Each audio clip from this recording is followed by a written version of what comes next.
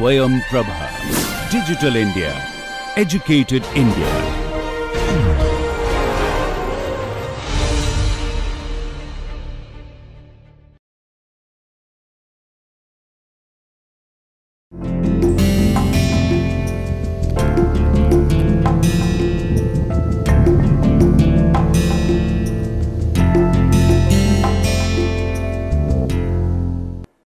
नमस्कार।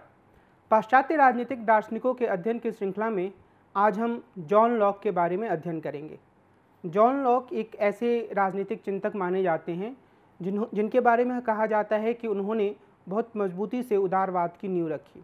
उन्होंने एक सीमित राज्य की अवधारणा प्रस्तुत की। वो एक ऐसे सिद्धांतकार थे जिन्होंने इस बात पर जोर दिया कि व्यक्तियों के पास कुछ बुनियादी स्वतंत्रताएं होती हैं और राज्य कभी भी इन स्वतंत्रताओं का उल्लंघन नहीं कर सकता है।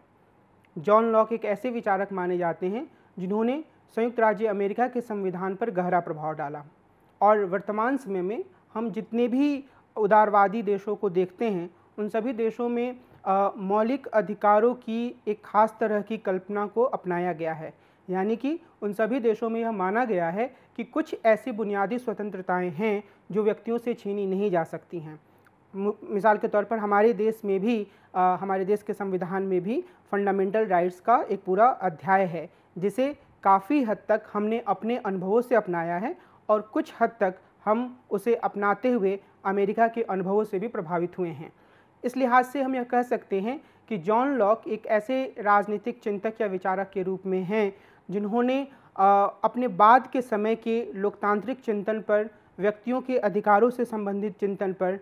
काफ़ी गहरा प्रभाव डाला। उन्होंने यह बताने की कोशिश की कि राज्य की किस तरह की भूमिका होनी चाहिए, आर्थिक गतिविधियों में राज्य का कितना हस्तक्षेप होना चाहिए। जॉन लॉक के बाद जो राजनीतिक दर्शन उभर कर सामने आया उसमें भी वह काफ़ी मजबूती से मौजूद दिखते हैं। लोगों ने या तो उनकी आलोचना करते हुए अपने सिद्धांत का विस्तार किया या उसे एक स्वरूप प्रदान किया, या फिर उन्होंने उनके विचारों का सहारा लेते हुए नए परिप्रेक्ष्य में कुछ नए तरह के सैद्धांतिकरण करने की कोशिश की। आज हम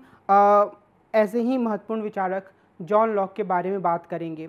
जॉन लॉक के बारे में जब हम बात कर रहे हैं तो हमें कुछ बुनियादी चीज़ों को अपने दिमाग में साफ कर लेना चाहिए। पहली बात तो यह है कि ये भी एक सामाजिक समझौतावादी यानी कि सोशल कॉन्ट्रैक्ट जो ट्रेडिशन है उससे आने वाले सिद्धांतकार हैं। आधुनिक समय में जिन कुछ प्रमुख राजनीतिक सिद्धांतकारों ने सोशल कॉन्ट्रैक्ट या सामाजिक समझौता की धारा का अनुसरण किया उसमें जॉन लॉक का प्रमुख स्थान है और इन्होंने भी काफ़ी हद तक जो मध्यकालीन अध्ययन पद्धति थी या मध्यकालीन जो सोच थी उसको खारिज किया और इस लिहाज से ये हॉब्स से कुछ नज़दीक भी दिखते हैं, लेकिन हॉब्स से ये काफ़ी दूर भी दिखेंगे क्योंकि जिस तरह की संप्रभु की अवधारणा हॉब्स ने दी और जिस तरह के संप्रभु की अवधारणा जॉन लॉक प्रस्तुत कर रहे हैं दोनों में काफ़ी अंतर है। और हम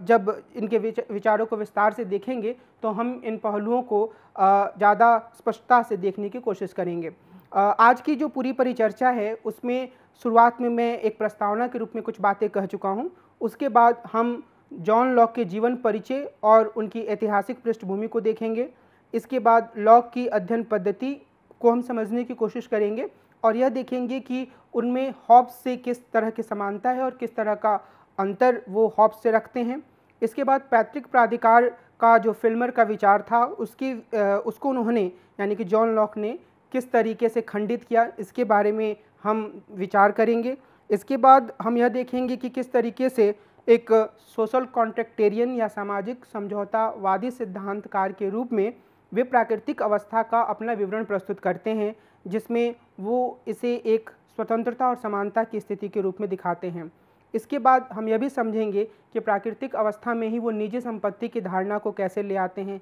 उसके बाद समझौता के उपरांत वह नागरिक और राजनीतिक समाज के निर्माण की जो बातें कहते हैं उसके संदर्भ में अलग अलग सिद्धांतकारों के बीच जो वाद विवाद है उसे भी हम समझने की कोशिश करेंगे। लॉक ने किस तरीके से सामाजिक समझौता के बाद बने सरकार पर सीमाएं लगाईं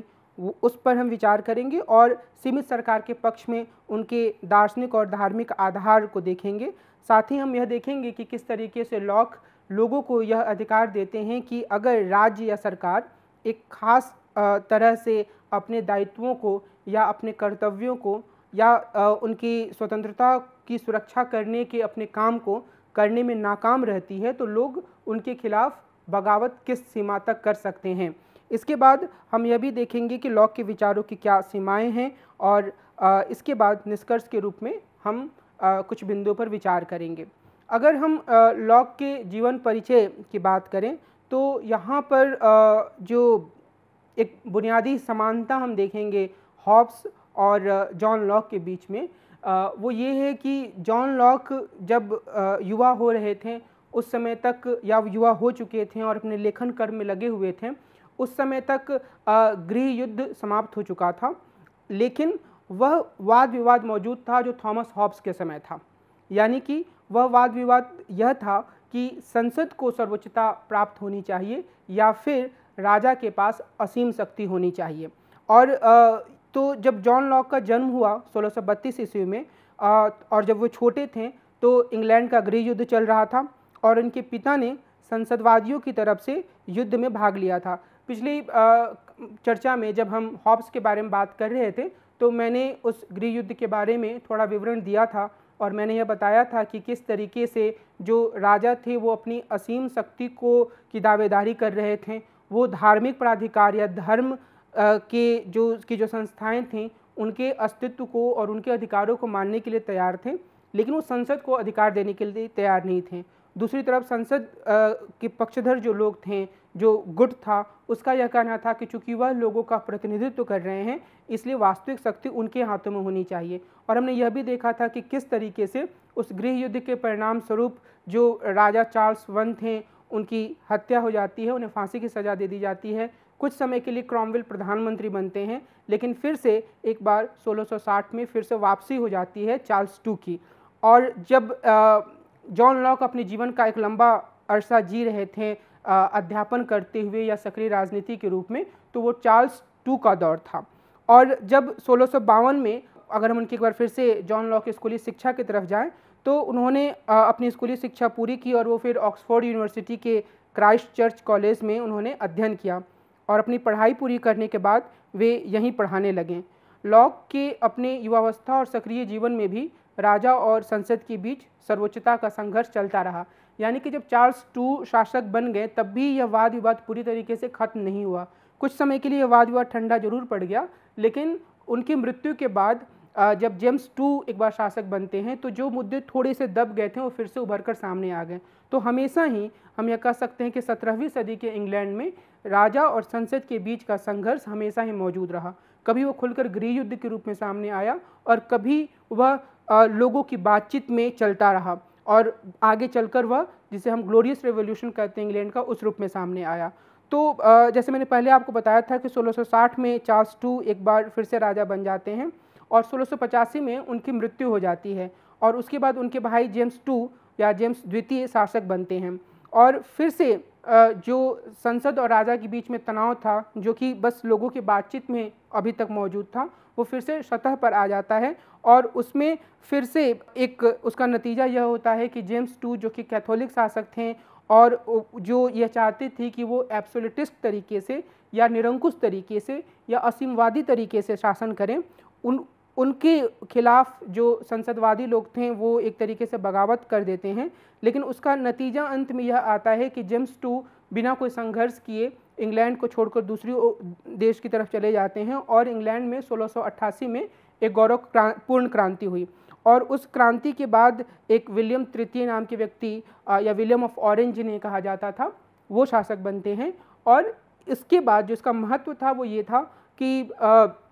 इंग्लैंड में यह मान लिया गया कि संसद ही सर्वोच्च है और जो राजा है वह बस एक नाम मात्र का सर्वोच्च बना रहेगा। और वो व्यवस्था हम देखते हैं कि इंग्लैंड में अभी भी चली आ रही है। लेकिन अगर हम फिर से जॉन लॉक के जीवन पर वापस जाएं और इस सारे उथल पुथल से उनके संबंधों को समझने की कोशिश करें तो यह बात सामने आती है कि 1660 का दशक, जो 1660 का दशक था, उस 1660 के दशक में लॉक अपनी युवावस्था में थे, लेकिन उनकी सोच काफ़ी हद तक रूढ़िवादी थी। 1660 में उन्होंने 2 ट्रैक्ट्स ऑन गवर्नमेंट लिखा और इसमें उन्होंने असीमवादी राजतंत्र यानी कि एब्सोल्यूटिस्ट मोनार्की और धार्मिक यूनिफॉर्मिटी या एकरूपता का समर्थन किया। 1660 और 61 में ही इनकी एक अन्य पुस्तक essays on the law of nature भी प्रकाशित हुई। इसमें भी उन्होंने रूढ़िवादी विचारों को पेश करते हुए कहा कि यदि हम अपने शासकों के कानूनों और आदेशों का पालन करते हैं तो निश्चित रूप से हम प्रकृति के कानूनों और ईश्वर के कानूनों का पालन कर रहे हैं। और इसी दौरान जब वो शिक्षण कार्य कर रहे थे 1660 के दशक में, उनकी रुचि मेडिकल साइंस में हो जाती है और वो फिर ऑक्सफोर्ड में मेडिकल के कोर्स में उन्होंने एडमिशन भी लिया, अपना नामांकन कराया। लेकिन इसी दौरान जो 1666 में इनकी मुलाकात इंग्लैंड की राजनीति के संसदीय धड़े के नेता फर्स्ट अर्ल ऑफ सेफ्ट्सबरी या लॉर्ड एस्ले से हुई। लॉर्ड एस्ले उनका वास्तविक नाम था और बाद में उनके पद के हिसाब से उन्हें फर्स्ट अर्ल ऑफ सेफ्ट्सबरी के नाम से जाने जाने लगा। लॉक की उनसे नज़दीकी बढ़ी। सेफ्ट्सबरी ने लॉक को इस बात के लिए प्रेरित किया कि वे इंग्लैंड की अस्थिर राजनीति में सीधे तौर पर भागीदारी करें। लॉक के जीवनीकारों मसलन मॉरिस क्रांटेशन का मानना है कि सेफ्ट्सबरी के प्रभाव से ही लॉक के विचारों में बदलाव आया और वे निजी संपत्ति के अधिकार और सीमित सरकार की तरफदारी करने लगे। और यह बदलाव बिल्कुल साफ तौर पर दिखता भी है कि जहां अपने शुरुआती लेखन में जॉन लॉक असीम राजतंत्र का समर्थन करते हैं, निरंकुश राजतंत्र का समर्थन करते हैं और वो एक तरीके से रिलीजियस यूनिफॉर्मिटी या धार्मिक एकरूपता का समर्थन करते हैं, वही बाद के दौर में वो धार्मिक सहिष्णुता की बात करने लगते हैं, सीमित राज्य की बात करने लगते हैं। तो एक महत्वपूर्ण अंतर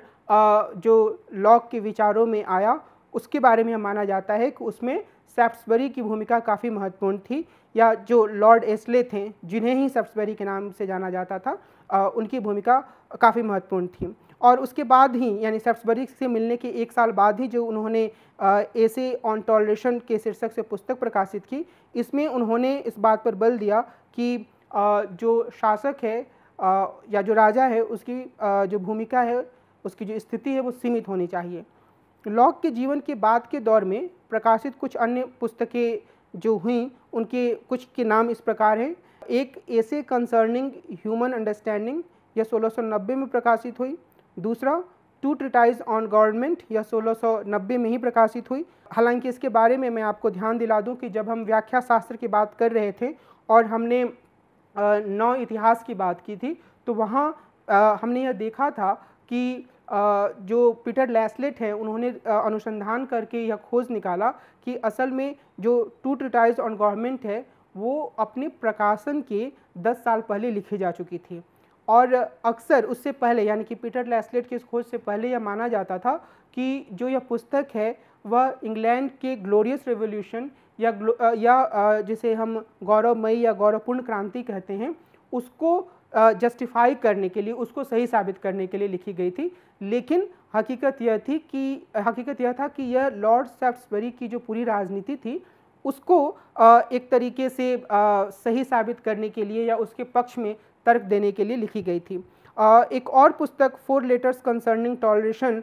और इसमें सेकेंड लेटर ऑफ टॉलरेशन भी बहुत काफ़ी प्रसिद्ध है। ये 4 टॉलरेशन से संबंधित उनकी चिट्ठियाँ जो कि 1689 में प्रकाशित हुई थी। अगर हम प्लेटो के राजनीतिक विचारों की बात करें, ख़ासतौर पे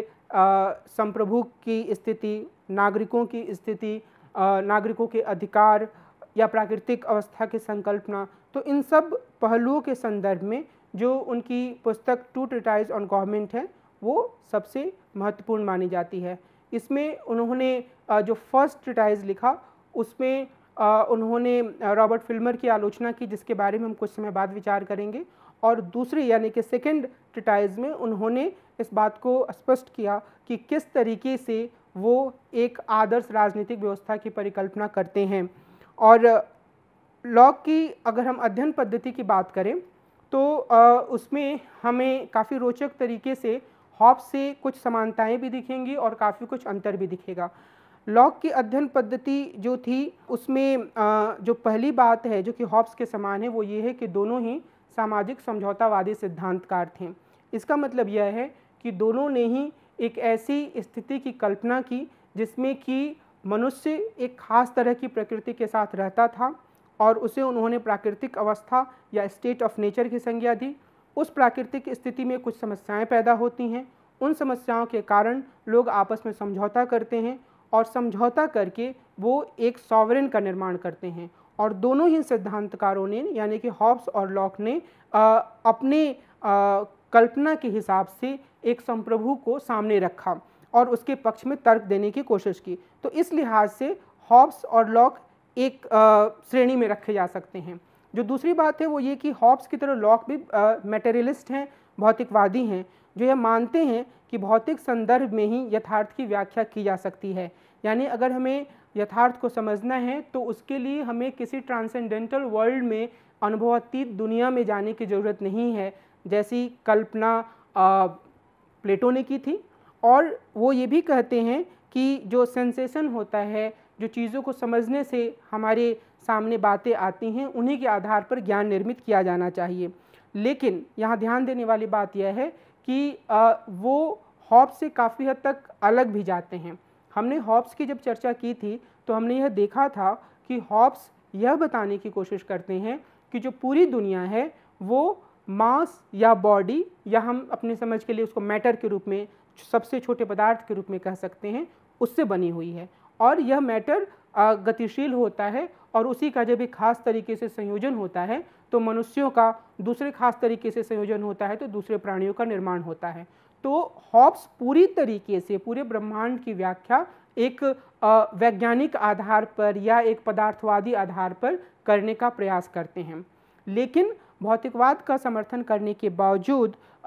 जो लॉक हैं वो इस सीमा तक नहीं जाते हैं। हॉब्स खुलकर ईश्वर के अस्तित्व पर प्रश्न चिन्ह लगाते हैं, लेकिन लॉक जो हैं वो ईश्वर को मानते हैं और उन्होंने अपनी पुस्तक ऐसे कंसर्निंग ह्यूमन अंडरस्टैंडिंग में ज्ञान की अनुभववादी मनोविज्ञान को स्पष्ट किया। लेकिन इसके साथ ही उन्होंने इस बात पर भी जोर दिया कि असल में हमें इस बात की कोशिश करनी चाहिए कि हम जो क्रिश्चियनिटी है या जो ईश्वर का अस्तित्व है उसको पूरी तरीके से खारिज ना करें। यानी कि एक सिद्धांतकार के रूप में वो हॉब्स की सीमा तक भौतिकवादी नहीं हुए और उन्होंने ऐसे कंसर्निंग ह्यूमन अंडरस्टैंडिंग में ज्ञान की अनुभववादी मनोविज्ञान की व्याख्या की और उन्होंने ये कहा कि हमारा जो दिमाग होता है वो खाली सफ़ेद पृष्ठ की तरह होता है और उसमें जिस तरीके का हमें अनुभव होता है पदार्थ की दुनिया में, वही सारी चीज़ें हमारे मस्तिष्क में दर्ज होती जाती हैं और इसे उनके टेबुला रासा सिद्धांत के रूप में जाना जाता है। यानी कि जो अनुभव हमें मिलता है वही हमारे दिमाग पर अंकित होता है और वही हमारे ज्ञान का निर्माण करता है। और इस आधार पर उन्होंने सुकरात की जो एक अंतर्निहित या इनेट आइडियाज़ का जो सिद्धांत था उसको नकारा, जिसमें यह माना जाता था कि हमारी आत्मा के भीतर सारा ज्ञान है और अगर हम अपनी आत्मा को प्रश्न उत्तर के माध्यम से सही तरीके से प्रखर बनाते हैं, उसमें जो पड़ी धूल है उसको साफ करते हैं तो हमें ज्ञान मिल सकता है। हम यह देख सकते हैं कि यह एक तरफ यानी कि जो लॉक हैं वो एक तरफ हॉब्स एक तरफ वो प्लेटो से दूर हटते हैं और दूसरी तरफ सुकरात से भी दूर जाते हैं और वो अनुभववादी ज्ञान की बात करते हैं। और हम यह भी कह सकते हैं कि एरिस्टोटल की जो पूरी टेलियोलॉजी की संकल्पना है उससे भी लॉक काफ़ी खुद को अलग करते हैं, क्योंकि वो ये नहीं मानते हैं कि मनुष्य का जो पूरा जो टेलियोलॉजी होता है वो फॉर्म के रूप में उसके भीतर स्थित होता है। वो ये मानते हैं कि मनुष्य का जो दिमाग होता है वो बिल्कुल खाली होता है, बिल्कुल साफ होता है, ठीक वैसे ही जैसे कोई सफ़ेद पृष्ठ हो और उसमें अनुभव के द्वारा जो चीज़ें आती हैं उसे मनुष्य ग्रहण करता है और उसे ग्रहण करते हुए वो इन चीज़ों को आगे बढ़ाने की कोशिश करता है। यानी कि एक अनुभव के रूप में वो चीज़ों को ग्रहण करता है और उससे जो ज्ञान मिलता है वो उसे दूसरों तक पहुंचाता है। यहाँ जब हम एक बार इनके अध्ययन पद्धति को समझ लेते हैं तो निश्चित रूप से यह बात भी साफ हो जाती है कि वो बहुत गहरे स्तर पर जो चर्च का वर्चस्व था उसे स्वीकार करने के लिए तैयार नहीं थे। यानी वो ये मानने के लिए वो बाइबल को मानते थे, लेकिन इसके साथ ही वो यह भी मानते थे कि मनुष्य अपने अनुभवों के द्वारा बहुत कुछ सीखता है और उस अनुभव को वो प्राथमिकता देते हैं। तो इस लिहाज से वो चर्च की इस तरीके की अस्तित्व को या इस तरीके की धारणाओं को मानने के लिए तैयार नहीं थे, जहाँ वो खुद को ईश्वर और मनुष्य के बीच में मध्यस्थ के रूप में प्रस्तुत करता था, क्योंकि उनका यह मानना था कि ईश्वर के संदर्भ में भी और जीवन के अन्य पहलुओं के संदर्भ में भी मनुष्य का जो अपना अनुभव होता है वो काफ़ी महत्वपूर्ण होता है। और यहाँ पर जो पैतृक प्राधिकार का विचार रॉबर्ट फिल्मर के द्वारा दिया गया, उसको खंडित करने के बारे में जॉन लॉक का विचार भी काफ़ी महत्वपूर्ण हो जाता है। और इसे खंडित करने के लिए उन्होंने फर्स्ट ट्रीटाइज लिखा था। फिल्मर ने 1680 में अपनी एक पुस्तक प्रकाशित की, पैट्रियार्का and the natural power of the kings, और इसमें उन्होंने जो उनके समय के राजा थे उनकी असीम शक्ति को सही ठहराया, और उन्होंने इसे मानवता के पिता एडम से पैतृक विरासत में मिली शक्ति का दर्जा दिया। यानी उनका यह कहना था कि जो जब से मानवता की शुरुआत हुई उसी समय से ईश्वर के द्वारा एक व्यक्ति को शासन करने का अधिकार दिया गया, और जो भी राजा है उसे विरासत के रूप में अपने पूर्वज से यह अधिकार मिलते आ रहा है। इस लिहाज से वह अपने असीम शक्ति यानी कि निरंकुश शक्ति का उपयोग करने का हकदार है। और उन्होंने इस बात पर जोर देते हुए यह कहा कि जो इंग्लैंड में भी जो राजा हैं उनकी असीम शक्ति को भी स्वीकार किया जाना चाहिए। एक लिहाज से हम देखें तो जैसे मैंने पहले बताया कि 17वीं सदी का जो पूरा इंग्लैंड का इतिहास है उसे हम संसद और मोनार्क या फिर राजा के बीच में सर्वोच्चता के संघर्ष के रूप में देख सकते हैं। रॉबर्ट फिल्मर की पुस्तक ने अपने मजबूत तर्कों के माध्यम से राजा के पक्ष में तर्क देने की कोशिश की, और उन्होंने इसके आधार पर इस बात को साबित करने की कोशिश की कि जो संसदवादी यह दावा कर रहे हैं कि चूंकि लोगों से ही उनको लोगों का प्रतिनिधित्व करते हैं इसलिए उनके पास ज़्यादा शक्ति है, तो यह विचार सही नहीं है या धर्म के अनुरूप नहीं है। राजा, उन्होंने कहा कि जो राजा है उसकी स्थिति वैसे ही होती है जैसे कि एक पिता की स्थिति परिवार में होती है। जिस तरीके से वो बच्चों का मार्गदर्शन करता है वैसे ही राजा अपनी प्रजा का मार्गदर्शन करता है। लेकिन लॉक ने 1680 में लिखे फर्स्ट ट्रीटाइज में राजा के पैतृक अधिकार के सिद्धांत का खंडन किया। अपने विचारों को स्पष्ट करने के लिए उन्होंने बाइबल के विचारों का सहारा लिया। सेकेंड ट्रीटाइज में उन्होंने वैध राजनीतिक प्राधिकार के अपने सिद्धांत का निर्माण किया। तो ये जो दो ट्रीटाइज हैं उसमें जो अंतर है, फर्स्ट ट्रीटाइज जो है उसमें फिल्मर के विचारों का खंडन करते हैं, और जो सेकेंड ट्रीटाइज है उसमें वो अपने राजनीतिक विचारों को पेश करते हैं। लॉक ये कहते हैं कि राजा की शक्ति की पिता की शक्ति से तुलना करना गलत है। पिता को अपने बच्चों के अवयस्क या अबोध या कम उम्र का होने के कारण उसके बारे में फैसला करने की शक्ति मिलती है, लेकिन जब बच्चा वयस्क हो जाता है तो उसे यह शक्ति प्राप्त हो जाती है कि वह अपने भविष्य के बारे में या वह क्या करना चाहता है उसके बारे में फैसला करे। तो अगर हम इसकी तुलना राजा की शक्ति से करते हैं, लॉक यह कहते हैं कि अगर हम ऐसा करते हैं तो पूरी तरीके से गलत होगा, क्योंकि जो राज्य है वह वयस्क लोगों से बना हुआ है। वो ऐसे लोगों से बना हुआ है जो अपने बारे में सोच सकते हैं, अपनी भलाई के बारे में सोच सकते हैं, उन्हें जीवन में क्या करना है इसके बारे में विचार कर सकते हैं, क्या सही है क्या गलत है इसका फैसला कर सकते हैं। तो अगर हम व्यक्तियों को रीज़न या तर्क बुद्धि या विवेक से युक्त मानते हैं तो यह कहना बिल्कुल गलत होगा कि वो किसी ऐसे शासक के अधीन रहें जो कि पिता की तरह उनकी देखभाल करे, जो उनकी ऐसी देखभाल करे जैसे, या उनका ऐसा मार्गदर्शन करे जैसे पिता अपने बच्चों का करते हैं। तो इस आधार पर उन्होंने इस जो रॉबर्ट फिल्मर हैं उनके तर्क को खारिज किया। लॉक अरस्तु की तरह मानते हैं कि राजनीतिक प्राधिकार का उपयोग समान लोगों के ऊपर किया जाता है, इसलिए इस संदर्भ में सहमति की आवश्यकता होती है। और यहाँ मैं आपका ध्यान अरस्तु के उस विचार की तरफ दिलाना चाहूँगा जहाँ पर उन्होंने नागरिकता को परिभाषित करते हुए कहा था कि नागरिकता शासित करना और बदले में शासित होना है। और यहाँ अरस्तु के इसी विचारों के अनुरूप वो भी यह मानते हैं कि जिन लोगों के ऊपर शासन किया जा रहा है, चूँकि वो सभी वयस्क लोग हैं, सबके पास अपने सही गलत को समझने की क्षमता है, इसलिए उनके साथ भी सहमति के साथ शासन किया जाना चाहिए, उनके ऊपर किसी तरह की ज़बरदस्ती नहीं होनी चाहिए। तो इस हिसाब से लॉक जो हैं वो रॉबर्ट फिल्मर के विचारों का खंडन करते हैं। प्राकृतिक अवस्था के संदर्भ में अगर हम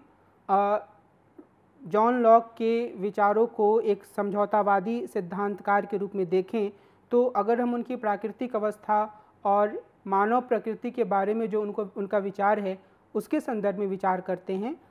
तो हमें पाते हैं कि वो एक ऐसी प्राकृतिक अवस्था की बात करते हैं जिसमें स्वतंत्रता और समानता की स्थिति होती है। हमें यह याद रखने की ज़रूरत है कि लॉक हॉब्स के विपरीत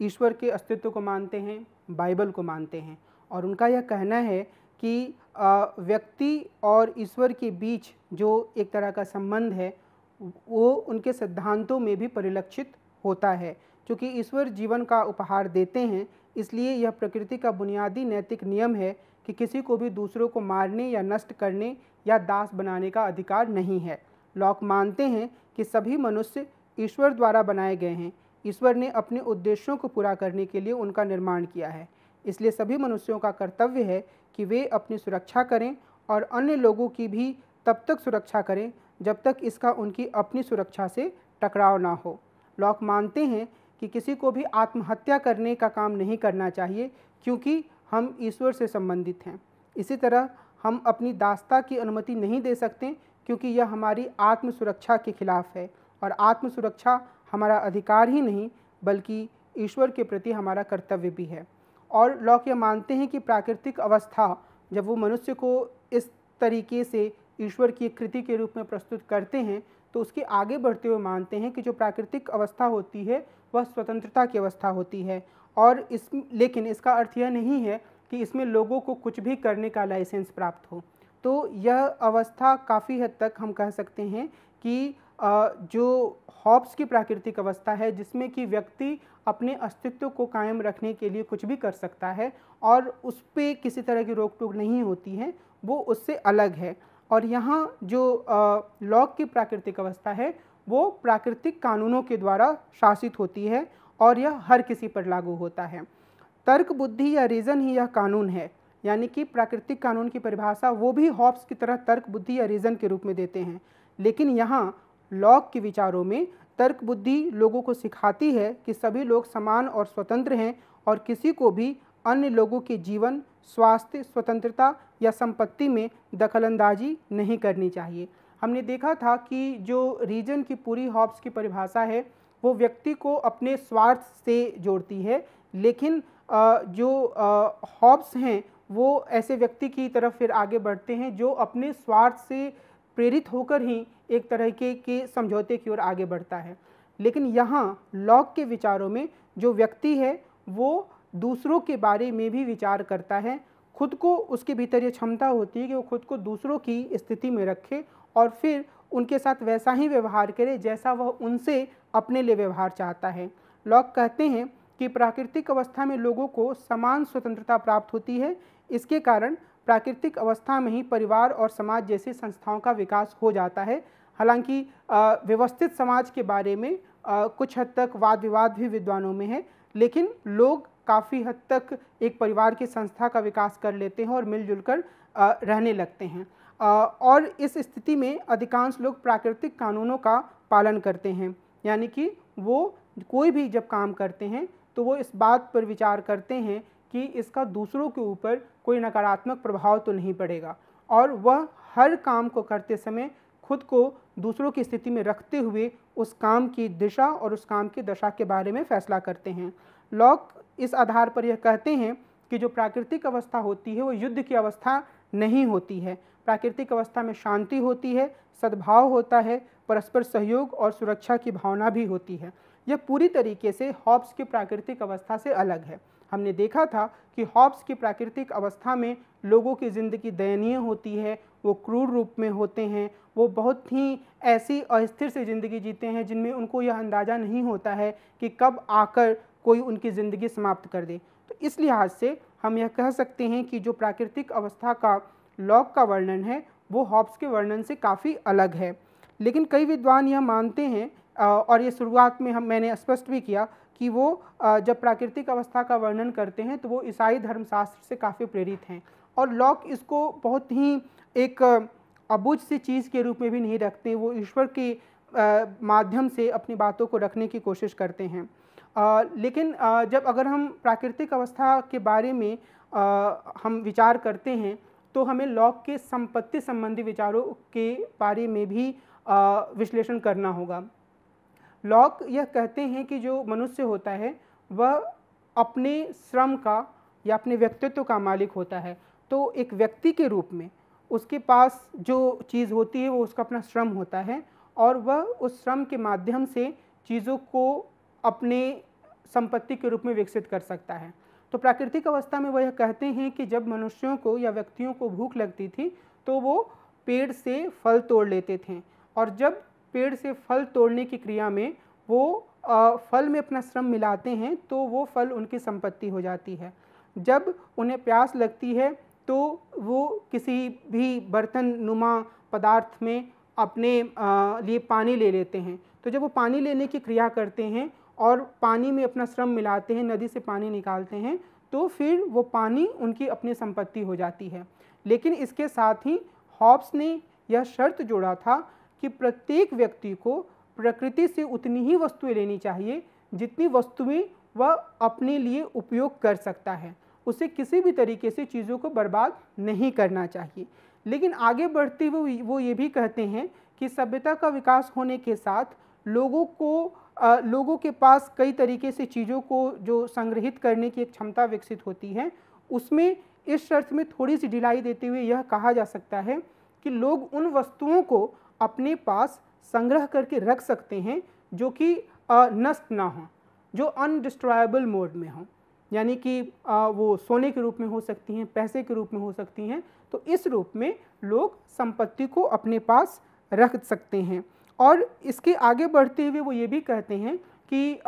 हर व्यक्ति अपने श्रम का मालिक होता है। और जैसे मैंने शुरुआत में कहा जब हम प्राकृतिक अवस्था की बात कर रहे थे कि लोग दास्ता का विरोध करते हैं, क्योंकि वो कहते हैं कि वो दास्ता जो है, अगर हम किसी की दास्ता स्वीकार करते हैं तो एक तरीके से हम ईश्वर की बातों का या ईश्वर ने हमें जिस तरीके से बनाया है उसकी हम अवहेलना कर रहे हैं। तो लॉक यह कहते हैं कि हर व्यक्ति अपने श्रम का मालिक होता है और कोई किसी को किसी दूसरे के लिए काम करने के लिए मजबूर नहीं कर सकता है। और इस लिहाज से लॉक मध्य युग का जो पूरा चिंतन था उससे आगे जाते हैं और इसमें वो व्यक्ति को उसके अपने श्रम का मालिक घोषित करते हैं। मध्य युग में हम जानते हैं कि कुछ लोगों की एक खास तरह की स्थिति तय कर दी गई थी और उन्हें उसी स्थिति के अनुसार जीवन जीना था। और इसमें जो दास होते थे उन्हें दास के रूप में ही जीवन गुजारने की शिक्षा दी जाती थी या उसी तरह की व्यवस्था बनाई गई थी। तो लॉक एक तो यह शर्त जोड़ते हैं, लेकिन इसके साथ ही जब वो आगे बढ़ते हैं तो वो ये कहते हैं कि चूँकि मनुष्य अपने खुद के श्रम का मालिक है, इसलिए अगर वह चाहे तो अपने श्रम को बेच सकता है। तो इसका अर्थ यह है कि कोई उसे मजबूर नहीं कर सकता है, लेकिन वो चाहे तो अपने श्रम को किसी और को बेच सकता है। इस लिहाज से वो चाहे तो 8 घंटे के लिए, 10 घंटे के लिए एक निश्चित राशि मिलने पर किसी स्थान पर मजदूरी कर सकता है और वो चाहे तो ऐसा करने से मना भी कर सकता है। तो अंतिम फैसला करने का अधिकार उसके पास होगा। हालांकि इस पूरे विचार की कई तरह की कमियां भी हैं और जिसके बारे में हम आगे विस्तार से देखेंगे। लेकिन इसके साथ ही जो लॉक हैं उन्होंने यह भी कहा कि जो निजी संपत्ति की संस्था होती है वो सामान्य संपत्ति या साझा संपत्ति की संस्था से ज़्यादा बेहतर होती है। ट्रेजरी ऑफ कॉमन्स जैसी चीज़ों के हवाले से वो इस बात पर जोर देते हैं कि अगर कोई वस्तु हर किसी की संपत्ति है तो उसकी कोई देखभाल नहीं करता है, वहाँ अच्छी तरीके से उत्पादन नहीं होता है। लेकिन अगर वो किसी एक व्यक्ति की संपत्ति हो जाती है तो उससे ढेर सारा उत्पादन होता है और फिर उससे हर किसी को फ़ायदा होता है। तो इस लिहाज से वो निजी संपत्ति की पूरी तरफदारी करते हैं, उसे व्यक्ति के व्यक्तित्व से जुड़ा हुआ मानते हैं। लेकिन यहाँ एक बहुत ही बुनियादी प्रश्न सामने आता है। प्रश्न यह है कि अगर लॉक की प्राकृतिक अवस्था में सब कुछ अच्छा था तो आखिर लॉक यह क्यों कहते हैं कि लोग समझौता करते हैं, सोशल कॉन्ट्रैक्ट करते हैं और एक नए तरह के राज्य का निर्माण करते हैं। तो इस समय कुछ विद्वानों का यह कहना है कि शायद लॉक को अपनी प्राकृतिक अवस्था के लोगों की शांतिपूर्ण प्रकृति पर पूरा भरोसा नहीं था, क्योंकि जिस तरीके से वो लोगों को रीज़न से युक्त आरंभ में मानते हैं, लोग हमेशा ही वैसे रहें तो किसी राज्य की आवश्यकता ही ना हो। लेकिन निश्चित रूप से उन्हें ऐसा डर था कि संपत्ति आ जाने के बाद और सामाजिक व्यवस्था की जटिलता बढ़ने के साथ ही लोगों के भीतर या व्यक्तियों के भीतर एक खास तरह की हॉब्सवादी प्रवृत्ति भी आ सकती है। हॉब्सवादी प्रवृत्ति से मेरा तात्पर्य है कि प्राकृतिक अवस्था की जैसी परिकल्पना थॉमस हॉब्स ने की है और जिस तरह की व्यक्ति की तस्वीर प्रस्तुत करते हैं, लॉक को शायद लगता था कि उनकी प्राकृतिक अवस्था के व्यक्ति भी इसी तरीके से सामने आ सकते हैं। और उन्होंने यह कहा कि जिस प्राकृतिक अवस्था की वो परिकल्पना कर रहे हैं, वहाँ पर मनुष्य कुछ खास तरह की कमियों या परेशानियों का सामना करने लगते हैं। पहला, यहाँ स्थापित या ज्ञात कानूनों का अभाव होता है, तो लोगों को यह पता नहीं होता है कि अगर जटिल सामाजिक व्यवस्था है तो किस स्थिति में वो किस तरीके से व्यवहार करें। दूसरा, इस प्राकृतिक अवस्था में निष्पक्ष जज या न्यायाधीश का अभाव होता है। और तीसरा, निर्णयों को लागू कराने वाली ऐसी संस्था का अभाव होता है जो अधिकारों के क्रियान्वयन में सहायता करे या इसके लिए अनुकूल स्थिति बनाए। तो इसमें दो पहलू हैं। एक तरफ तो यह समझ है कि जो लॉक हैं उन्हें यह लगा कि जब सामाजिक जटिलता बढ़ेगी तो लोगों के का जो व्यवहार है उसमें स्वार्थपन का प्रभाव बढ़ेगा। और दूसरा, वो कुछ व्यवहारिक परेशानियों का जिक्र करते हैं, यानी कि कानूनों का ना होना, न्यायाधीश का ना होना या फिर कानूनों का क्रियान्वयन करने वाली किसी संस्था का ना होना। और इसी आधार पर वो कहते हैं कि लोग इन सब समस्याओं से उबरने के लिए आपस में सामाजिक समझौता करते हैं और एक नागरिक या राजनीतिक समाज का निर्माण करते हैं। अब ये अभी एक विवाद का विषय है कि जो लॉक जिस तरीके की सामाजिक समझौता की बात करते हैं उसकी प्रकृति क्या है।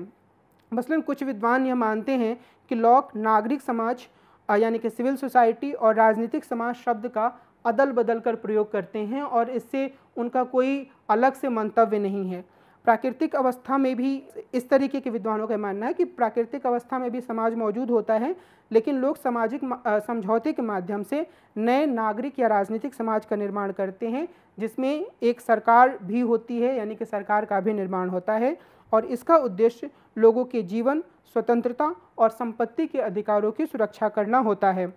वहीं ब्रायन नेल्सन और उनके जैसे कई अन्य विद्वानों ने यह दिखाया है कि सेकेंड ट्रीटाइज में समझौते के कार्य की प्रकृति पूरी तरीके से स्पष्ट नहीं है, लेकिन यदि इसे सावधानी से पढ़ा जाए तो यह बात सामने आती है कि कम से कम विश्लेषणात्मक रूप से दो चरणों में समझौता होता है। पहले चरण में सामाजिक समझौता होता है जिससे समाज या नागरिक समाज का निर्माण होता है। इसके लिए आम सहमति की आवश्यकता होती है, यानी कि जितने लोग सामने आते हैं वो सभी मिलकर यह फैसला करते हैं कि वो एक सिविल सोसाइटी के रूप में एक साथ रहेंगे। तो समाज पहले जिस रूप में था वो बाद में दूसरे रूप में आता है और लोग एक साथ मिलकर यह फैसला करते हैं कि वो अपने जीवन का या जीवन से जुड़े तमाम पहलुओं का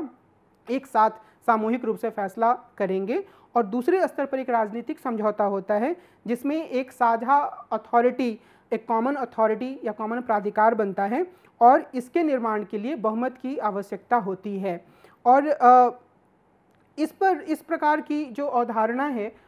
या इस प्रकार के जो दो स्तर की या दो चरणों के समझौते की बात है उसका सीधी तस्वीर यह होगी या हम उसको इस रूप में प्रस्तुत कर सकते हैं कि लॉक यह बोलते हैं कि प्राकृतिक अवस्था की तमाम तरह की परेशानियों और जटिलताओं के कारण लोग जो कि पहले एक तरीके से बिखरे हुए समाज के रूप में रह रहे थे वो एक साथ आते हैं और एक साथ आने के बाद पहले स्तर पर वो ये फैसला करते हैं कि वो एक सिविल सोसाइटी का निर्माण करेंगे जिसके माध्यम से वो भविष्य में अपने पूरे जीवन से संबंधित यानी कि सामाजिक जीवन से संबंधित पहलुओं का नियमन करेंगे। और दूसरे स्तर पर वो एक राजनीतिक समाज का निर्माण करते हैं जिसका मकसद होता है कि वो उन्हीं में से कुछ लोग ऐसे हों जो चुनकर जाएं और सरकार का संचालन करें। तो ये एक व्याख्या है जो कि ज़्यादा मजबूत मानी जाती है लॉक के दो स्तरीय सामाजिक समझौते के बारे में। और इसका एक अर्थ यह भी है कि जो पहले स्तर पर समझौता होता है वो विघटित नहीं होता है, लेकिन आमतौर पर दूसरे स्तर के समझौते को विघटित किया जा सकता है और जो राजनीतिक समाज में जो लोग शासन करने के लिए चुने जाते हैं उनमें बदलाव किया जा सकता है। जब लोग समझौता करते हैं तो वो यह स्पष्ट कर देते हैं, साफ कर देते हैं कि वो जिस तरीके से अपने जीवन को देख रहे हैं उनमें से वो 3 बुनियादी स्वतंत्रताओं को अपने पास, या 3 बुनियादी जो अधिकार हैं उनको अपने पास रखेंगे, जो प्राकृतिक अधिकार हैं, जो उन्हें प्राकृतिक अवस्था में भी मिले हुए थे, और बाकी सारे अधिकारों को वो राज्य को दे रहे हैं। और ये 3 बुनियादी अधिकार क्या थे? जीवन का अधिकार, यानी कि जो राज्य या संप्रभु बन रहा है वो किसी भी हालत में उनसे उनके जीवन का अधिकार नहीं छीनेगा। दूसरे स्तर पर वो संपत्ति के अधिकार की बात करते हैं, यानी कि वो जो भी संपत्ति अपनी मेहनत से अर्जित करेंगे, राज्य उन्हें उस संपत्ति से वंचित नहीं करेगा। और तीसरे स्तर पर वो कुछ बुनियादी स्वतंत्रताओं की बात करते हैं कि राज्य कभी भी इन बुनियादी स्वतंत्रताओं से उन्हें वंचित नहीं करेगा। ये तीसरे स्तर का अधिकार है, उसके बारे में वो बहुत स्पष्ट रूप से व्याख्या नहीं करते हैं, और उसमें तरह तरह के अधिकारों को शामिल किया जा सकता है। और अगर हम इस तरीके के अधिकारों के विकास की यात्रा को देखें तो हम ये कह सकते हैं कि बुनियादी अधिकारों की जो पूरी श्रेणी है उसमें नए तरह के अधिकार हमेशा शामिल होते रहे हैं। और इस लिहाज से जब वो ये कहते हैं कि लोग अपने इन 3 बुनियादी प्राकृतिक अधिकारों को, जो कि उन्हें प्राकृतिक अवस्था में मनुष्य होने के कारण मिले हुए थे, राज्य को नहीं देते हैं, तो इसका अर्थ यह भी है कि राज्य की गतिविधियों या सरकार की गतिविधियों पर, जो कि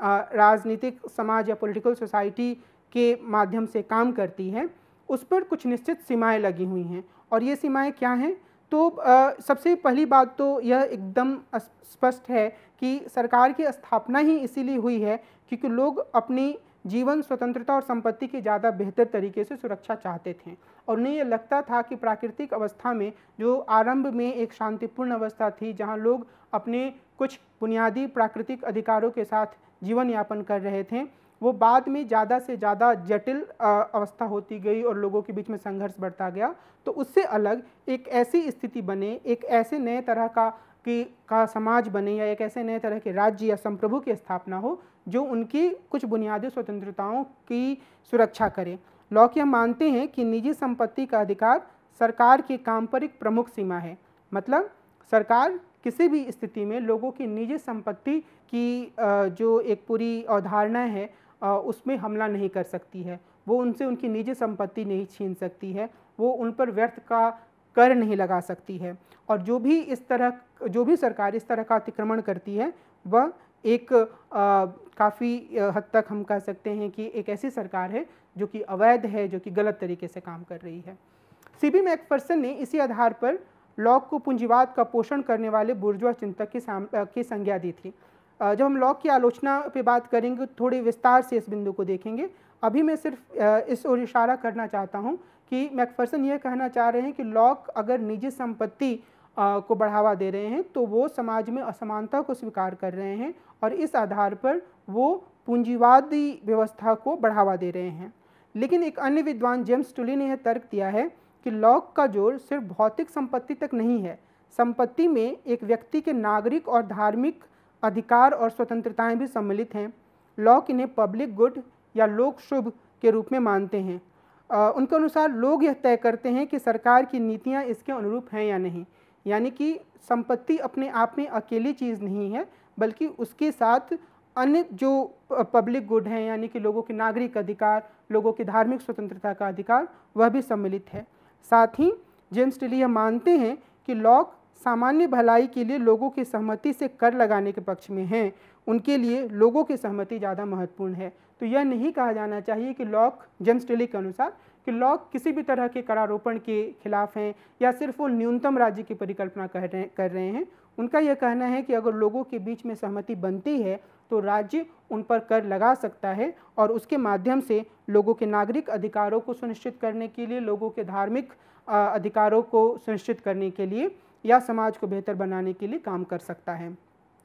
सीमित सरकार के पक्ष में लॉक ने कुछ दार्शनिक और धार्मिक आधार भी दिए। लॉक यह मानते हैं कि ज्ञान से संबंधित सबसे बुनियादी मसलों पर भी लोगों के अलग अलग मत होते हैं, और इसे मनुष्यों द्वारा ज्ञान की खोज करने और उनके कार्य करने के तरीके के एक अभिन्न विशेषता के रूप में देखा जाना चाहिए। निश्चित रूप से किसी सरकार को इसे नियंत्रित करने या दमन करने का अधिकार नहीं है। तो मनुष्यों को तर्क बुद्धि से युक्त मानते हुए, उनके भीतर सोचने समझने की क्षमता को स्वीकार करते हुए लॉक यह मानते हैं कि व्यक्ति अलग अलग हैं, सबके पास विवेक है, सब अलग अलग तरीके से किसी भी मसले पर सोचेंगे। इसलिए यह सरकार का काम नहीं है कि वह लोगों की इस तरह की गतिविधि को नियंत्रित करे। और इसी लिहाज से वो ये कहते हैं कि सरकार की भूमिका सीमित है, वह अपने आप को इस रूप में प्रस्तुत नहीं कर सकती है कि वह लोगों की सोच को या उनके विचार करने की पूरी क्षमता को प्रश्नांकित कर रही है। और इसी संदर्भ में वो धर्म की स्वतंत्रता पर भी जोर देते हैं। और वो जो एक यूनिफॉर्मिटी लाने की बात होती थी, ख़ास तौर पे उनके समय में जब जेम्स टू ने इस तरह की बात की, जो इंग्लैंड के शासक बने थे चार्ल्स टू के बाद, तो लॉक ने इसकी मुखालफत की और उन्होंने यह कहा कि प्रत्येक व्यक्ति अपनी आत्मा की देखभाल करने के लिए पूरी तरह जिम्मेदार है और यह उसका अनिवार्य दायित्व है कि वह धर्म के मामले में अपने निर्णय का प्रयोग करे। किसी खास चर्च में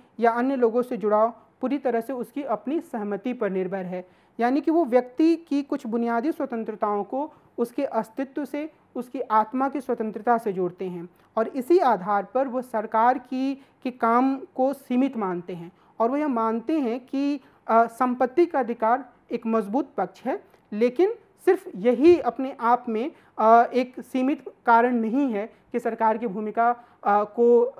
बहुत ज़्यादा आगे नहीं बढ़ना चाहिए लोगों के जीवन में, बल्कि इसके अन्य आयाम भी हैं। तो जो जिसे जेम्स टुलिप प्रस्तुत करते हैं और जिस पर लॉक अपने लेखन में भी जोर देते हैं कि लोगों के विचार करने की या उनके अपने अलग व्यक्ति होने की जो क्षमता है, राज्य को उसका सम्मान करना चाहिए, लोगों को अपने धर्म का पालन करने की स्वतंत्रता होनी चाहिए। तो इस लिहाज से संपत्ति के अधिकार, नागरिक अधिकार, धार्मिक स्वतंत्रता के अधिकार, ऐसे कई आयाम हैं जिसके आधार पर लॉक राज्य की भूमिका को सीमित करते हैं। सेकेंड ट्रीटाइज के आखिरी 2 अध्यायों में जिसका शीर्षक टायरनी और of the dissolution of government है, लॉक बार बार यह तर्क देते हैं कि लोगों को उस सरकार के खिलाफ बगावत कर देना चाहिए जो उनके जीवन, स्वतंत्रता और संपत्ति के अधिकार की सुरक्षा करने में नाकाम रहती है। और यहाँ एक बार फिर से लॉक का विचार हॉब्स से पूरी तरीके से अलग हो जाता है। जहाँ हॉब्स संप्रभु को एब्सोल्यूटिस्ट मानते हैं, असीम मानते हैं और यह मानते हैं कि किसी भी स्थिति में व्यक्ति जो है वो उसके खिलाफ बगावत नहीं कर सकते हैं। सिर्फ एक स्थिति में जब किसी खास व्यक्ति का जीवन का अधिकार लिया जा रहा है, यानी उसे मौत की सज़ा दी जा रही है, तो वो अकेले चाहे तो राज्य के खिलाफ कुछ कर सकता है।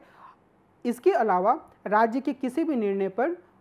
हॉब्स जो है वह लोगों को सवाल खड़ा करने का अधिकार नहीं देते हैं। इसके विपरीत लॉक कहते हैं कि जब लोगों को यह लगता है कि सरकार गलत तरीके से काम कर रही है, उनके जीवन और संपत्ति और बुनियादी स्वतंत्रताओं की हिफाजत करने में नाकाम रह रही है, तो वो उस सरकार के खिलाफ बगावत कर सकते हैं। और वो ये कहते हैं कि जो सरकार या शासक लोगों के हितों की सुरक्षा नहीं करती है, वह खुद को लोगों के खिलाफ युद्ध की स्थिति में डाल देती है। इसलिए प्रतिरोध करने वाले लोग नहीं, बल्कि शासक या सरकार ही अव्यवस्था और अराजकता के लिए उत्तरदायी होती है। यानी कि सरकार का यह दायित्व है कि वह इस तरह की स्थिति बनाए कि लोग उसके खिलाफ बगावत ना करें। लोग पहले अपनी शिकायतों को कानूनी तरीके से निपटाने का प्रयास करेंगे। जब वो बगावत की स्थिति का वर्णन करते हैं तो लॉक ये कहते हैं कि पहली कोशिश लोगों की होगी कि जो कानूनी रास्ता है वो उसको अपनाएं। लेकिन अगर एक ऐसी स्थिति आ जाती है जब सरकार खुद कानून तोड़ती है और गैरकानूनी तरीके से बर्ताव करती है, लोगों की स्वतंत्रताओं का अतिक्रमण करती है, उनकी संपत्ति को कब्जे में ले लेती है या उनकी धार्मिक स्वतंत्रता को बाधित करती है, तो ऐसी स्थिति में लोगों के पास इसके अलावा कोई और विकल्प नहीं बचेगा कि वे सरकार के खिलाफ विरोध कर दें। अब लॉक सरकार और समाज के विघटन के बीच भी अंतर करते हैं। जब कोई सरकार लोगों के साथ विश्वासघात करती है तो उसका विघटन हो जाता है, लेकिन इसका अर्थ समाज का विघटन नहीं है और समाज द्वारा नई सरकार का चुनाव किया जाता है। यहाँ पर एक हद तक हम यह कह सकते हैं कि लॉक के इस पूरे विचार की व्याख्या लोकतंत्र के भीतर सरकारों के बदलने के रूप में भी की जा सकती है, क्योंकि वो यह मान के चलते हैं कि जब कोई सरकार गलत काम करती है तो लोग उसके खिलाफ बगावत कर सकते हैं। बगावत ज़रूरी नहीं है कि हिंसक ही हो, लेकिन वो हिंसा के रास्ते पर भी जा सकती है। लॉक इसके बारे में बहुत स्पष्टता से बहुत विचार नहीं करते हैं, लेकिन मुख्य जो बात है वो ये है कि जब भी इस तरह की सरकार हटती है, ऐसा नहीं होता है कि जो समाज है जिसे हम लॉक के समझौते की जो दूसरी व्याख्या हमने की थी उसके हिसाब से हम यह कह सकते हैं कि जो सिविल सोसाइटी है वो विकसित हो जाती है, वो नए तरीके से अपने शासकों का चुनाव कर सकती है और नए तरीके से लोग आकर फिर से जो आम लोग हैं, जो आम जनता है, जो नागरिक हैं, उनकी भलाई के लिए काम कर सकते हैं। तो इस अर्थ में लॉक एक क्रांतिकारी विचार प्रस्तुत करते हैं कि वो जनता को विद्रोह या बगावत का अधिकार देते हैं और वो इस संदर्भ में आगे बढ़ते हुए एक ऐसी तस्वीर प्रस्तुत करते हैं जहाँ पर जनता जो है वो प्रमुख हो जाती है, उसकी बुनियादी स्वतंत्रताओं की सुरक्षा प्रमुख हो जाती है और जो असीम राज्य है वो काफ़ी हद तक सीमित राज्य में तब्दील हो जाता है। और इस लिहाज से जब बहुत सारे विचारक यह कहते हैं कि असल में जो two treatise of government Locke ने लिखी वह 1688 की गौरवमयी क्रांति की तरफदारी करने के लिए लिखी, तो उनका यह अध्ययन काफ़ी गलत नहीं लगता है। हालांकि ऐतिहासिक रूप से यह सही नहीं है और वो इस पुस्तक के माध्यम से काफ़ी हद तक सैफ्ट्सबरी की राजनीतिक चिंतन के अनुरूप एक तरीके का मॉडल प्रस्तुत करने की कोशिश कर रहे थे। लेकिन अगर हम इन सब चर्चाओं से आगे बढ़ें और लॉक की कुछ सीमाओं की बात करें तो जो सबसे पहली सीमा है जिसके बारे में मैंने एक इशारा किया था सीबी मैकफर्सन के माध्यम से, जो ये कहते हैं कि जो निजी संपत्ति का इनका एक पूरा विचार है उसमें वो एक तरीके से एक ऐसे व्यक्ति की परिकल्पना करते हैं या एक ऐसी व्यवस्था की परिकल्पना करते हैं जो कि पॉजिटिव इंडिविजुअलिज्म को मानता है, जिसमें व्यक्ति के पास जो कुछ भी है उसके लिए सिर्फ और सिर्फ व्यक्ति ही जिम्मेदार है और उसका समाज से, समुदाय से कोई खास जुड़ाव नहीं है। तो एक ऐसे अकेले व्यक्ति की तस्वीर संपत्ति के अधिकारों के संदर्भ में लॉक प्रस्तुत करते हैं और मैकफर्सन कहते हैं कि जिस तरीके की ये पूरी तस्वीर है उसका कोई और मकसद नहीं है बल्कि इसका एकमात्र मकसद जो पूंजीवादी व्यवस्था है उसके पक्ष में तर्क प्रदान करना है। और जब हम मार्क्सवादी व्याख्या के बारे में बात कर रहे थे तो वहाँ हमने कहा था कि मार्क्सवादी व्यवस्था व्याख्या में माना जाता है कि जो नई उभर रही या जो मौजूदा प्रभुत्वशाली व्यवस्था है, कई बार जो लेखक हैं वो मौजूदा प्रभुत्वशाली व्यवस्था के पक्ष में तर्क दे रहे होते हैं और लॉक की आलोचना करते हुए मैकफर्सन इसी तरह का तर्क देने की कोशिश करते हैं। लॉक यह मानते हैं कि राजनीतिक शक्ति की वैधता लोगों की सहमति पर आधारित होती है, लेकिन सहमति की उनकी पूरी अवधारणा काल्पनिक और परोक्ष सहमति पर टिकी हुई है। यानी कि वो जिस तरीके की संप्रभु की अवधारणा प्रस्तुत कर रहे हैं वह एक काल्पनिक प्राकृतिक अवस्था में जूझते लोगों के द्वारा किए गए काल्पनिक सामाजिक समझौते का नतीजा है। और इस लिहाज से लॉक ये कहते हैं कि सरकार द्वारा दी जाने वाली किसी भी सुविधा को स्वीकार करने का अर्थ ये है कि हम उसके नियमों या कानूनों का पालन करने की सहमति दे रहे हैं, जो कि अपने आप में बहुत ही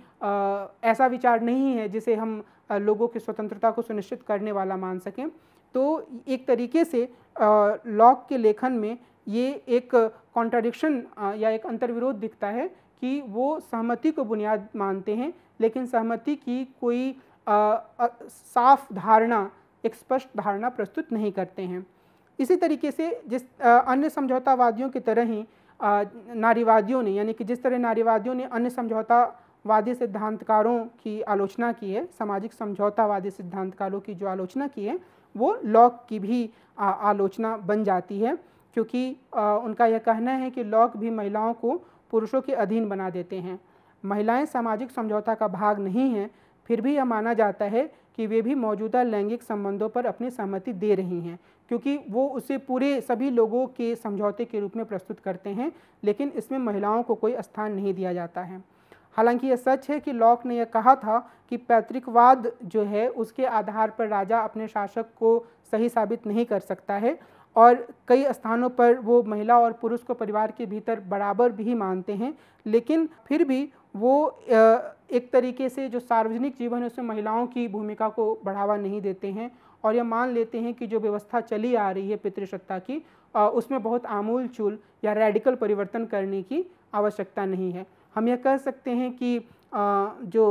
लॉक हैं वो अरस्तू से काफ़ी आगे हैं और वो परिवार के भीतर महिलाओं की समान स्थिति को स्वीकार करते हैं, लेकिन वो इससे आगे बढ़कर महिलाओं को सार्वजनिक जीवन में सक्रिय भूमिका देने के पक्ष में कोई मजबूत तर्क प्रस्तुत नहीं करते हैं। और इस लिहाज से नारीवादी इनकी आलोचना करती हैं, क्योंकि सामाजिक समझौता के माध्यम से वो ऐसा दिखाते हैं कि सभी लोग इसे स्वीकार कर रहे हैं, जबकि महिलाएं इससे पूरी तरह से अनुपस्थित हैं। दूसरी बात यह है कि लॉक के बारे में माना जाता है कि वो एक ऐसे सिद्धांतकार थे जिन्होंने उदारवादी लोकतंत्र की बुनियाद रखी। हालांकि जब हम उनके विचारों को नज़दीक से देखते हैं तो हम ये पाते हैं कि जिस उदारवादी लोकतंत्र के पक्षधर के रूप में लॉक को प्रस्तुत किया जाता है, उसके बारे में उनकी धारणा काफ़ी सीमित थी। वो यह मानते थे कि बहुमत के शासन पर आधारित चुनी हुई विधायिका होनी चाहिए, लेकिन उनके बहुमत में सिर्फ संपत्तिशाली लोग ही शामिल थे, यानी कि जिनके पास संपत्ति थी वही इस तरीके की विधायिका को चुनने में भूमिका अदा कर सकते थे। वे इसमें महिलाओं को शामिल करने के लिए साफ तौर पर या स्पष्ट तौर पर प्रावधान नहीं करते हैं। निश्चित तौर पर लॉक के विचारों की कई सीमाएं हैं। कुछ सीमाओं का मैंने यहाँ उल्लेख किया, कई ऐसी सीमाएं हैं जिसका मैंने यहाँ जिक्र नहीं किया। लेकिन हमें जिस बात को याद रखने की आवश्यकता है वह यह कि कई बार जिन भी राजनीतिक दार्शनिकों को हम पढ़ रहे हैं वो अपने समाज की प्रचलित मान्यताओं पर प्रश्न चिन्ह खड़ा कर रहे हैं और वो मजबूती से ऐसा कर रहे हैं। लेकिन बहुत सारे चिंतक कई दूसरी मान्यताओं को पूरी तरह से स्वीकार भी कर ले रहे हैं। ये बात हम हॉब्स के बारे में भी कह सकते हैं और लॉक के बारे में भी कह सकते हैं और दूसरे अन्य राजनीतिक दार्शनिकों के बारे में भी कह सकते हैं जिनका हम अध्ययन करेंगे। तो एक लिहाज से जो लॉक हैं उन्होंने जो अपने समय में असीम राजा या निरंकुश राजा या एब्सोल्यूट किंग, एक ऐसा राजा जिसके पास सारी शक्ति होनी चाहिए, उसकी अवधारणा की मजबूती को समाज में भी देखा था। फिल्मर जैसे चिंतक उसे धार्मिक आधार पर और ज़्यादा मजबूती दे रहे थे। तो उन्होंने उस पूरे विचार पर प्रश्न चिन्ह लगाए और उन्होंने व्यक्ति की स्वतंत्रता, व्यक्ति की स्वायत्तता, व्यक्ति की सोचने समझने यानी कि उसके रीज़न को प्राथमिकता दी। उन्होंने यह कहा कि व्यक्ति के पास कुछ बुनियादी अधिकार होते हैं जिसका कोई उल्लंघन नहीं कर सकता है। लेकिन हमें यह भी ध्यान देने की आवश्यकता है कि जिस उदारवाद या लिबरलिज्म से जॉन लॉक को जोड़ा जाता है और बहुत सारे लोग उन्हें लिबरलिज्म का पिता भी कह देते हैं, हालांकि इसमें विवाद भी है, लेकिन जो मैं कहना चाह रहा हूँ वो ये कि वो खुद लिबरलिज्म शब्द लॉक के जीवन के बहुत से दशकों के बाद इस्तेमाल किया जाने लगा। तो लॉक ने एक खास समय पर अपने विचारों को रखा और उस खास समय पर वो एक तरीके से क्रांतिकारी विचारक के रूप में भी सामने आते हैं, जिसमें वो असीम राजा के अधिकारों को प्रश्नांकित करते हैं, जिसमें वो व्यक्ति की स्वायत्तता की बात करते हैं, जिसमें वो ये बात करते हैं कि जो सरकारें हैं वो व्यक्तियों के अधिकारों के प्रति समर्पित होनी चाहिए और अगर वे उनकी कुछ बुनियादी अधिकारों की अवहेलना करती हैं, उसका उल्लंघन करती हैं, तो व्यक्तियों को, लोगों को उनके खिलाफ बगावत करने का अधिकार है। तो ये सारे विचार अपने समय में काफ़ी नए तरह के मजबूत विचार के रूप में सामने आए, लेकिन निश्चित रूप से वो अपने समय की परिधि से बहुत आगे नहीं सोच पाए और कई ऐसे मसले हैं जिन्हें हम अगर आज के नज़रिए से देखें तो उनके विचार काफ़ी सीमित प्रतीत होते हैं और ऐसा लगता है कि वो इन सब पहलुओं पर एक रूढ़िवादी या कंजर्वेटिव सोच को सामने ला रहे हैं। लेकिन शायद ऐसा हर राजनीतिक दार्शनिक के संदर्भ में हम पा सकते हैं, क्योंकि यह समय के साथ बदलने वाले हिसाब से उनको प्रश्नांकित करने का मामला भी है। लेकिन निश्चित रूप से इसका अर्थ यह नहीं है कि सारे राजनीतिक दार्शनिक आलोचना से परे हैं। इनकी इस स्तर पर आलोचना होनी चाहिए, क्योंकि इन आलोचनाओं के माध्यम से ही हम इनके विचारों से ऐसे तत्वों को ग्रहण कर सकते हैं जिन्हें हम अपने समय के लिए प्रासंगिक मानें। जॉन लॉक पर अपनी इस चर्चा को मैं यहीं विराम दूंगा और अगली चर्चा में हम एक नए आधुनिक राजनीतिक दार्शनिक की बात करेंगे, रूसो के बारे में हम बात करेंगे। अभी नमस्कार।